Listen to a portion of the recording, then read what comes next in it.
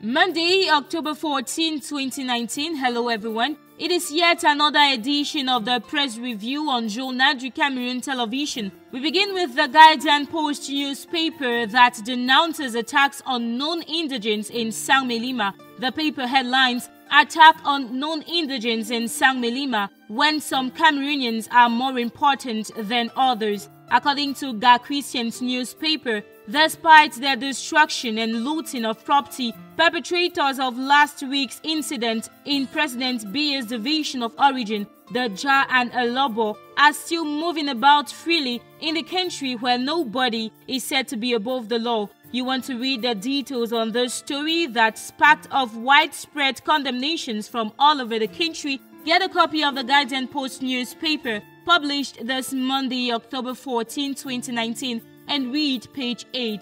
Let's take the Horizon newspaper to talk a different story. The paper headlines, "After meeting Macron, born-again Biya returns home in triumph." On Saturday, October 11, 2019, President Paul Biya and wife Chantal Biya returned home after attending the Replenishment Summit in France to fight against malaria, tuberculosis and HIV. The paper comes back on this hilarious welcome on page 2 of its edition, published this Monday, October 14, 2019. Let's now talk post-major national dialogue with the Sun newspaper. According to the Sun newspaper, the UN and Commonwealth are now counting on the government's goodwill to bring back lasting peace in Cameroon's crisis-hit regions. The paper says the two international organizations urge the government to tackle root causes of the Anglophone crisis to make sure the major national dialogue is a means to a longer-term constructive dialogue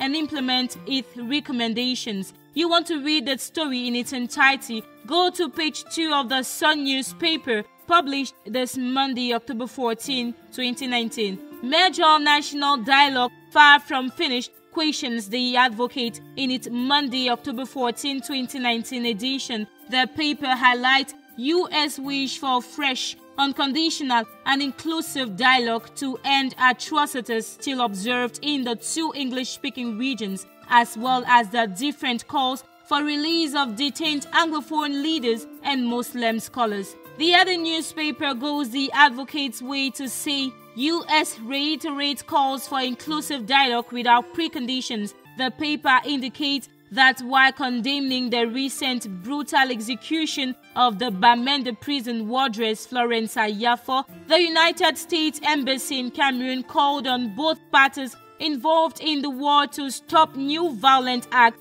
and hold a dialogue without preconditions. Get the details on page 2 of the other newspaper, published this Monday, October 14, 2019.